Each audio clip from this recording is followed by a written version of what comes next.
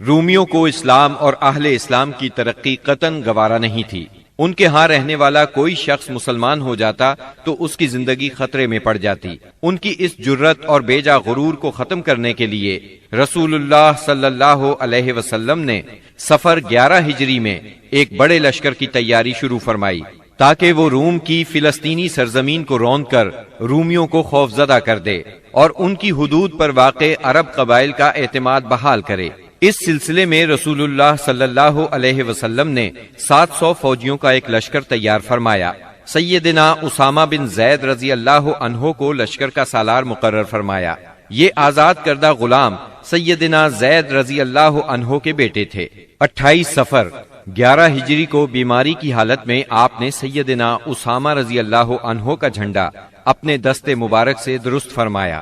بڑے بڑے جلیل القدر صحابہ کرام سیدنا اسامہ رضی اللہ عنہ کی ماتحتی میں اس لشکر میں شریک تھے۔ سیدنا علی اور سیدنا عباس رضی اللہ عنہما آپ کی تیمارداری کی غرض سے مدینے میں ٹھہر گئے۔ سیدنا ابو بکر صدیق رضی اللہ عنہ اور سیدنا عمر رضی اللہ عنہ امیر لشکر سیدنا اسامہ سے اجازت لے کر آپ صلی اللہ علیہ وسلم کی عیادت کے لیے آتے جاتے رہے۔ آپ کی علالت میں روز بروز اضافہ ہو رہا تھا۔ یہ لشکر مدینہ منورہ سے روانہ ہوا، مدینے سے 3 میل دور مقام جرف میں خیمہ زن ہوا۔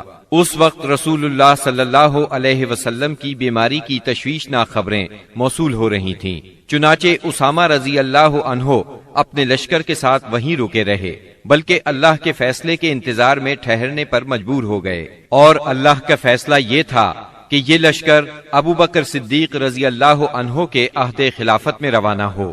یہ عہد صدیقی کی پہلی فوجی مہم قرار پائی۔ جب رسول اللہ صلی اللہ علیہ وسلم نے رسالت کی تبلیغ اور امت کی خیر خواہی کا کام مکمل کر لیا تو آپ کے اقوال و افعال میں دنیا سے رحلت کے آثار نمایاں ہونا شروع ہو گئے۔ آپ نے 10ویں سال رمضان میں 20 دن کا اعتکاف فرمایا اور سیدنا جبریل علیہ السلام نے آپ کو 2 مرتبہ قرآن کا دور کرایا۔ آپ نے اپنی صاحبزادی فاطمہ رضی اللہ عنہا سے فرمایا، میں سمجھتا ہوں میرا آخری وقت آ چکا ہے۔ سیدنا معاذ بن جبل رضی اللہ عنہ کو یمن کی طرف روانہ فرمایا تو انہیں وصیت فرمائی، اے معاذ، غالباً اس سال کے بعد تم مجھ سے ملاقات نہ کر سکو گے اور میری اس مسجد اور میری قبر کے پاس سے گزرو گے۔ یہ سن کر سیدنا معاذ بن جبل رضی اللہ عنہ رونے لگے۔ آپ نے حجۃ الوداع میں کئی بار کہا، غالباً میں تم لوگوں سے اپنے اس سال کے بعد نہ مل سکوں گا، غالباً اس سال کے بعد حج نہ کر سکوں گا۔ اسی طرح الیوم اکملت لکم دینکم اور اذا جاء نصر اللہ کا نزول اسی بات کا پیغام تھا کہ آپ دنیا میں اپنی مہم سے فارغ ہو چکے ہیں، اور اسی وجہ سے اس حج کا نام حجۃ الوداع رکھا گیا، کیونکہ آپ نے اپنے رب سبحانہ و تعالی کی طرف منتقل ہونے کے لیے لوگوں کو الوداع کہا۔ اوائل صفر 11 ہجری میں آپ احد تشریف لے گئے اور شہداء کے لیے اس طرح دعا کی گویا زندوں اور مردوں سے رخصت ہو رہے ہیں۔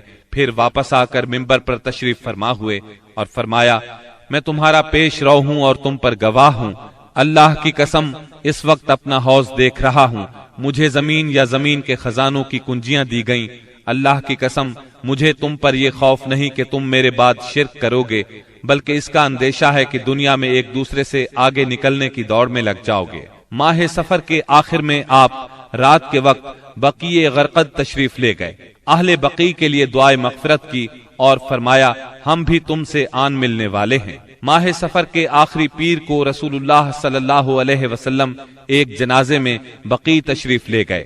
سیدہ عائشہ صدیقہ رضی اللہ عنہا فرماتی ہیں، آپ بقیع سے واپس تشریف لائے تو میں اپنے سر میں درد محسوس کر رہی تھی اور یہ کہہ رہی تھی کہ ہائے میرا سر۔ یہ سن کر آپ نے فرمایا، بلکہ میں واللہ اے عائشہ ہائے میرا سر۔ یہ آپ صلی اللہ علیہ وسلم کی بیماری کی ابتدا تھی۔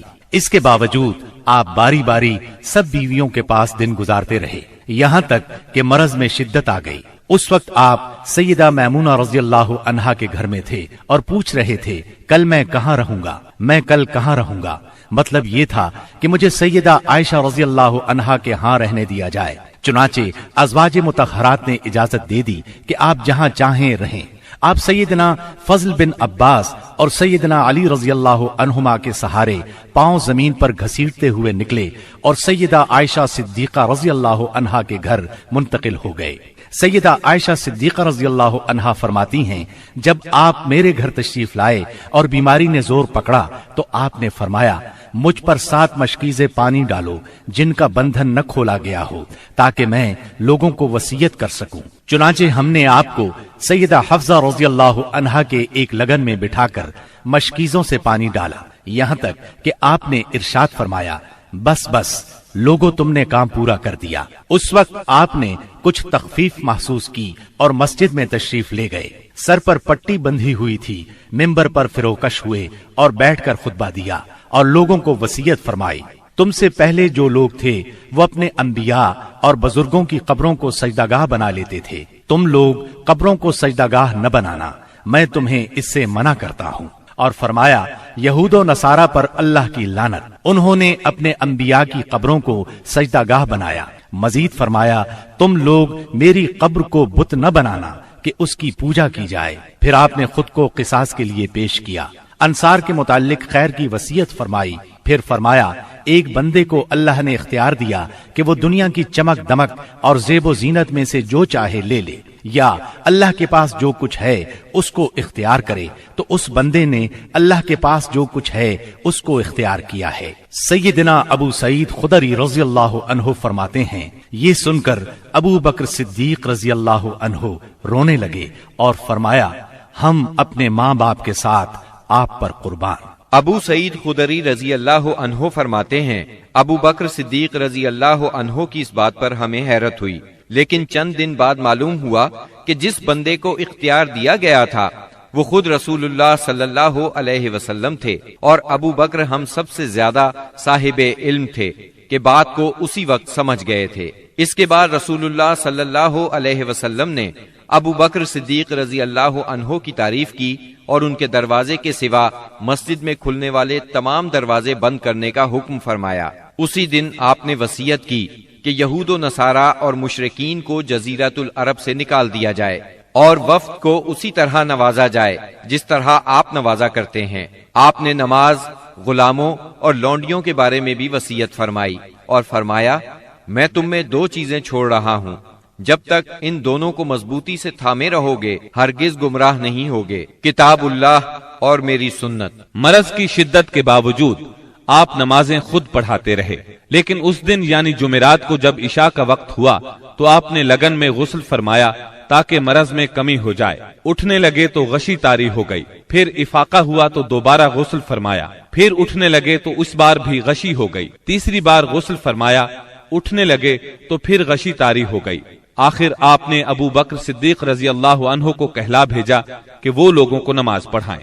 چنانچہ اس وقت سے بقیہ ایام میں ابو بکر صدیق رضی اللہ عنہ نے نماز پڑھائی۔ آپ کی حیات مبارکہ میں ابو بکر صدیق رضی اللہ عنہ نے 17 نمازیں پڑھائیں۔ ہفتہ یا اتوار کو رسول اللہ صلی اللہ علیہ وسلم نے کچھ افاقہ محسوس فرمایا، چنانچہ 2 آدمیوں کے سہارے سے ظہر کی نماز کے لیے تشریف لے آئے۔ اس وقت سیدنا ابو بکر صدیق نماز پڑھا رہے تھے۔ آپ کی آمد کو محسوس کرتے ہی ابو بکر صدیق پیچھے ہٹے، لیکن آپ نے اشارے سے روک دیا اور پھر ابو بکر صدیق رضی اللہ عنہ کے پہلو میں بیٹھ کر نماز پڑھائی۔ اس نماز کی صورت یہ تھی کہ آپ کو دیکھ کر ابو بکر صدیق اور ابو بکر صدیق کو دیکھ کر دوسرے لوگ نماز کے ارکان ادا کرتے جاتے تھے۔ 12 ربیع الاول پیر کے دن حجرہ مبارک سے آپ نے پردہ اٹھا کر دیکھا تو صحابہ فجر کی نماز میں خشوع اور خضوع سے مشغول تھے۔ یہ منظر دیکھ کر آپ خوشی سے مسکرا دیے۔ مسلسل علالت کے باعث کمزوری بہت ہو گئی تھی۔ سیدہ عائشہ صدیقہ رضی اللہ عنہا کا سہارا لے کر لیٹ گئے۔ اسی روز یا اسی ہفتے میں کسی روز آپ نے سیدہ فاطمہ رضی اللہ عنہا کو بلایا اور کچھ سرگوشی کی، وہ سن کر رونے لگی، پھر کچھ سرگوشی کی تو وہ ہنسنے لگی۔ سیدہ عائشہ نے پوچھا تو چھپا گئیں، لیکن نبی صلی اللہ علیہ وسلم کی وفات کے بعد انہوں نے بتایا کہ پہلی مرتبہ آپ صلی اللہ علیہ وسلم نے فرمایا تھا کہ آپ اپنے اسی مرض سے وفات پا جائیں گے۔ یہ سن کر میں روئی۔ پھر آپ نے فرمایا کہ آپ کے اہل و عیال میں سب سے پہلے میں آپ سے ملوں گی۔ اس لیے میں ہنسی تھی، اور آپ نے انہیں یہ بشارت بھی دی تھی کہ آپ ساری خواتین جنت کی سردار ہیں۔ دن جیسے جیسے چڑھ رہا تھا آپ پر بار بار غشی طاری ہو رہی تھی۔ سیدہ فاطمہ رضی اللہ عنہا یہ دیکھ کر بولی، ہائے میرے باپ کی بے چینی۔ آپ نے ان کے الفاظ سنے تو فرمایا، آج کے بعد تمہارا باپ کبھی بے چین نہیں ہوگا۔ پھر آپ نے حسن اور حسین رضی اللہ عنہما کو چوما، ازواج مطہرات کو بلا کر وعظ و نصیحت فرمائی۔ ادھر لمحہ بلمحہ تکلیف بڑھتی جا رہی تھی اور اس زہر کا اثر بھی ظاہر ہونا شروع ہو گیا تھا جو آپ کو خیبر میں کھلایا گیا تھا۔ چنانچہ آپ اس کی تکلیف شدت سے محسوس کر رہے تھے۔ آپ نے اس حالت میں چہرے پر ایک چادر ڈال رکھی تھی۔ جب سانس پھولنے لگتا تو چادر چہرے سے ہٹا دیتے۔ اس حالت میں بھی آپ نے فرمایا، یہود و نصارہ پر اللہ کی لعنت، انہوں نے اپنے انبیاء کی قبروں کو سجدہ گاہ بنایا۔ مطلب یہ تھا کہ تم ایسے کام نہ کرنا۔ آپ نے ان لمحات میں یہ وصیت بھی فرمائی، سرزمین عرب میں 2 دین باقی نہ رہنے دیے جائیں۔ یہ آخری وصیت تھی جو آپ نے لوگوں کو فرمائی۔ اس کے بعد کئی بار فرمایا، الصلاة الصلاة وما ملكت ایمانکم، نماز نماز اور تمہارے زیر دست لونڈی اور غلام، یعنی ان کا خاص خیال رکھنا۔ پھر نزا کی حالت شروع ہو گئی۔ سیدہ عائشہ رضی اللہ عنہا نے آپ کو اپنے سینے اور گلے کے درمیان سہارا دیا۔ اسی دوران میں ان کے بھائی عبد الرحمن بن ابی بکر آئے۔ ان کے پاس کھجور کی تازہ مسواک تھی۔ رسول اللہ صلی اللہ علیہ وسلم مسواک کی طرف دیکھنے لگے۔ سیدہ عائشہ صدیقہ سمجھ گئیں کہ آپ مسواک کرنا چاہتے ہیں۔ انہوں نے پوچھا، کیا آپ مسواک کرنا چاہتے ہیں؟ آپ نے سر کے اشارے سے ہاں فرمایا۔ چنانچہ انہوں نے مسواک لے کر چبائی، نرم کی اور پھر آپ نے اس کو لے لیا۔ نہایت اچھی طرح مسواک کی۔ آپ کے سامنے پیالے میں پانی تھا۔ آپ پانی میں دونوں ہاتھ ڈال کر چہرہ پونچھتے جاتے تھے اور فرماتے جاتے تھے، لا الہ الا اللہ ان للموت سکرات، اللہ کے سوا کوئی معبود نہیں، بے شک موت کے لیے سختیاں ہیں۔ پھر آپ نے دونوں ہاتھ یا انگلی اٹھائی، نگاہ چھت کی طرف بلند کی، دونوں ہونٹوں پر کچھ حرکت ہوئی۔ سیدہ عائشہ رضی اللہ عنہا نے کان لگایا تو آپ فرما رہے تھے، ان انبیاء، صدیقین، شہداء اور صالحین کے ساتھ جنہیں تو نے انعام سے نوازا، اے اللہ مجھے بخش دے اور مجھ پر رحم فرما اور مجھے رفیق اعلیٰ میں پہنچا دے، اے اللہ رفیق اعلیٰ۔ آخری فقرہ 3 بار دہرایا اور روح پرواز کر گئی، ہاتھ جھک گیا اور آپ رفیق اعلیٰ سے جا ملے۔ یہ پیر کا دن تھا، ربیع الاول کی 12 تاریخ اور ہجرت کا 11واں سال تھا۔ اس وقت نبی صلی اللہ علیہ وسلم کی عمر 63 سال 4 دن ہو چکی تھی۔ انا للہ و انا الیہ راجعون۔ اس سانحۂ عظیم کی خبر آن کی آن میں صحابہ کرام رضی اللہ عنہم میں پھیل گئی۔ دنیا ان پر تاریک ہو گئی۔ قریب تھا کہ وہ اپنے حواس کھو بیٹھتے، کیونکہ کوئی دن اس سے تابناک اور روشن نہیں تھا جس دن آپ مدینہ منورہ تشریف لائے تھے، اور کوئی دن اس دن سے زیادہ تاریک نہیں تھا جس دن آپ نے وفات پائی۔ صحابہ کرام رو رو کر اس طرح آہیں بھر رہے تھے جیسے حاجیوں کا شور برپا ہو۔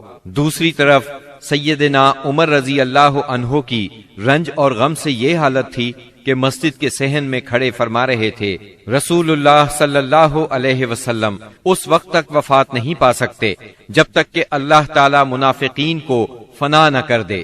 آپ ان لوگوں کو قتل کرنے کی دھمکیاں دے رہے تھے جو یہ کہیں کہ آپ وفات پا گئے ہیں۔ ابو بکر صدیق رضی اللہ عنہ اس وقت وہاں موجود نہیں تھے۔ صبح کی نماز کے بعد جب انہوں نے آپ کے مرض میں کمی محسوس کی تو سخ میں واقع اپنے مکان پر چلے گئے تھے۔ جو ہی انہیں آپ کی وفات کی خبر ملی، فوراً گھوڑے پر سوار ہوئے اور اتر کر مسجد نبوی میں داخل ہوئے۔ لوگوں سے کوئی بات نہ کی، سیدھے عائشہ صدیقہ کے حجرے میں گئے، آپ کے جسد اطہر کی طرف بڑھے۔ آپ کا جسد دھاری دار یمنی چادر سے ڈھکا ہوا تھا۔ انہوں نے چادر چہرہ مبارک سے اٹھائی، پیشانی پر بوسہ دیا، روئے اور فرمایا، میرے ماں باپ آپ پر قربان، اللہ آپ پر 2 موتیں جمع نہیں فرمائے گا۔ جو موت آپ کے لیے لکھ دی گئی تھی وہ آ چکی۔ اس کے بعد سیدنا ابو بکر صدیق رضی اللہ عنہ باہر تشریف لائے اور فرمایا، عمر بیٹھ جاؤ۔ مگر انہوں نے بیٹھنے سے انکار کر دیا۔ چنانچہ انہیں ان کے حال پر چھوڑ کر ابو بکر صدیق رضی اللہ عنہ منبر کے پاس تشریف لائے اور اس کے بازو میں کھڑے ہو گئے۔ صحابہ کرام بھی سیدنا عمر رضی اللہ عنہ کے پاس سے ہٹ کر ان کے پاس جمع ہو گئے۔ سیدنا ابو بکر صدیق رضی اللہ عنہ نے فرمایا، تم میں سے جو شخص محمد صلی اللہ علیہ وسلم کی پوجا کرتا تھا تو وہ جان لے کہ محمد صلی اللہ علیہ وسلم کی موت واقع ہو چکی ہے، اور تم میں سے جو شخص اللہ کی عبادت کرتا تھا تو یقیناً اللہ ہمیشہ زندہ رہنے والا ہے، کبھی نہیں مرے گا۔ پھر سیدنا ابو بکر صدیق رضی اللہ عنہ نے سورہ آل عمران کی آیت نمبر 144 تلاوت کی۔ محمد نہیں ہیں مگر رسول ہی، ان سے پہلے بھی بہت سے رسول گزر چکے ہیں، تو کیا اگر ان کی موت واقع ہو جائے یا وہ قتل کر دیے جائیں تو تم لوگ اپنی ایڑیوں کے بل پلٹ جاؤ گے؟ اور جو شخص اپنی ایڑیوں کے بل پلٹ جائے تو وہ اللہ کو کچھ نقصان نہیں پہنچا سکتا۔ سیدنا ابن عباس رضی اللہ عنہ ارشاد فرماتے ہیں، اللہ کی قسم ایسا لگتا تھا کہ لوگوں نے اس سے پہلے جانا ہی نہیں تھا کہ اللہ نے یہ آیت نازل فرمائی ہے۔ یہاں تک کہ ابو بکر صدیق رضی اللہ عنہ نے اس آیت کی تلاوت کی تو سارے لوگوں نے ان سے یہ آیت اخذ کی، اور تب ایسا محسوس ہوا کہ ہر کوئی اس آیت کی تلاوت کر رہا ہے۔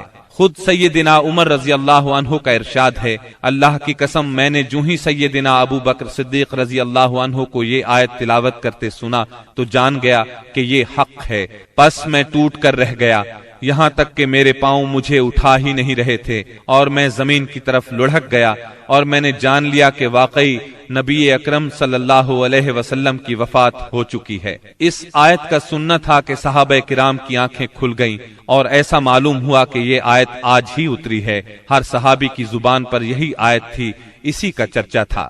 نبی کریم صلی اللہ علیہ وسلم کی تجہیز و تکفین کا کام منگل کو شروع ہوا۔ سیدنا فضل بن عباس، سیدنا علی المرتضی اور سیدنا اسامہ بن زید رضی اللہ عنہم نے غسل دیا۔ سیدنا عباس رضی اللہ عنہ بھی موجود تھے۔ سیدہ عائشہ صدیقہ رضی اللہ عنہا کے حجرے میں آپ نے وفات پائی، وہیں آپ کو دفن کیا گیا۔ یہ حجرہ آج تک روضہ نبوی کے نام سے موسوم ہے۔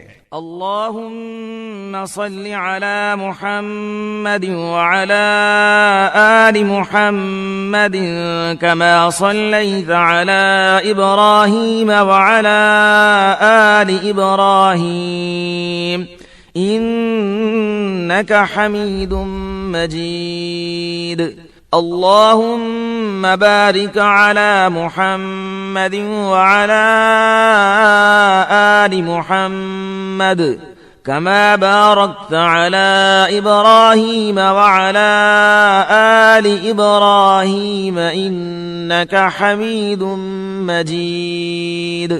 اب ذرا سرکار دو عالم صلی اللہ علیہ وسلم کے حلیہ مبارک کا بیان ہو جائے۔ سیدہ ام معبد رضی اللہ عنہا نے رسول اللہ صلی اللہ علیہ وسلم کا جو حلیہ مبارک بیان فرمایا ہے، الرحیق المختوم کے مؤلف نے اس کو اپنے الفاظ میں کچھ اس طرح بیان کیا ہے: چمکتا دمکتا رنگ، تابناک چہرہ، خوبصورت ساخت، جمال جہاں تاب کے ساتھ ڈھلا ہوا پیکر، سرمگی آنکھیں، دراز پلکیں، بھاری آواز، چمکدار لمبی گردن، گھنی داڑھی، باریک اور باہم پیوستہ ابرو، خاموشی کی حالت میں باوقار، گفتگو کریں تو منہ سے پھول جھڑیں، دور و نزدیک سے دیکھنے میں سب سے زیادہ تابناک اور پرجمال، خوبصورت، شیریں ادا، گفتگو چاشنی لیے ہوئے، بات واضح اور دو ٹوک، انداز ایسا کہ لڑی سے جیسے موتی جھڑیں، درمیانے سے قدرے نکلتا ہوا انتہائی جاذب نظر قد، جیسے دو شاخوں کے درمیان ایک انتہائی تر و تازہ شاخ، آپ کے رفقا آپ کے گرد حلقہ بنائے ہوئے، کچھ فرمائیں تو توجہ سے سنتے ہیں، کوئی حکم دیں تو لپک کر بجا لائیں، رنگ مبارک نہ بہت سفید نہ گندم گوں، اعضاء متناسب، سینہ کشادہ، کندھوں کے درمیان عام تناسب سے قدرے زیادہ فاصلہ، سر بڑا لیکن متناسب، کشادہ پیشانی جس سے شرافت ٹپکے، بال مبارک سیاہ اور گھنے، قدرے گھنگرالے جو کانوں کی لو تک آتے تھے، بھویں محرابی یعنی آپس میں ملی ہوئی، رخ انور سبک، درازی کی طرف مائل، اس قدر روشن اور چمکدار کے دل میں اتر جائے۔ بڑی بڑی سیاہ آنکھیں، لمبی پلکیں، خوبصورت ابھری ہوئی ستواں ناک، دانت کشادہ، چمکدار، موتیوں کی مانند، جلد صاف، نرم اور ریشم سے زیادہ ملائم، چہرہ انور پر غور و فکر کے آثار نمایاں۔ غرض آپ مکے بھر میں سب سے زیادہ حسین تھے، اور آگے بڑھ کر کہتا ہوں آپ دنیا بھر میں سب سے زیادہ خوبصورت تھے۔ سبحان اللہ۔